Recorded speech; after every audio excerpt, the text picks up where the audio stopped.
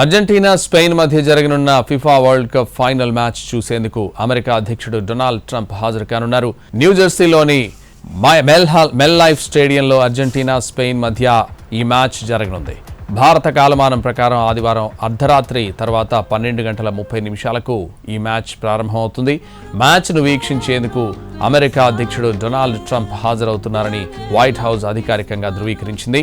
మరోవైపు FIFA world cup final match సందర్భంగా హైదరాబాద్లో హోటళ్లు, పబ్లు, రెస్టారెంట్లకు ప్రభుత్వం సడలింపులు ఇచ్చింది.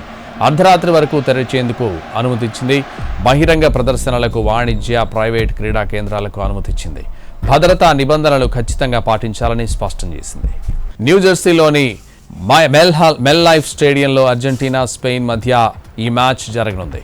భారత కాలమానం ప్రకారం ఆదివారం అర్ధరాత్రి తర్వాత 12:30 ఈ మ్యాచ్ ప్రారంభమవుతుంది.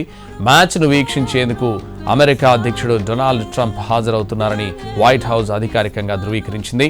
మరోవైపు FIFA world cup final match సందర్భంగా హైదరాబాద్లో హోటళ్లు, పబ్లు, రెస్టారెంట్లకు ప్రభుత్వం సడలింపులు ఇచ్చింది. అర్ధరాత్రి వరకు తెరిచేందుకు అనుమతిచ్చింది. బహిరంగ ప్రదర్శనలకు, వాణిజ్య, ప్రైవేట్ క్రీడా కేంద్రాలకు అనుమతిచ్చింది. భద్రతా నిబంధనలు ఖచ్చితంగా పాటించాలని స్పష్టం చేసింది.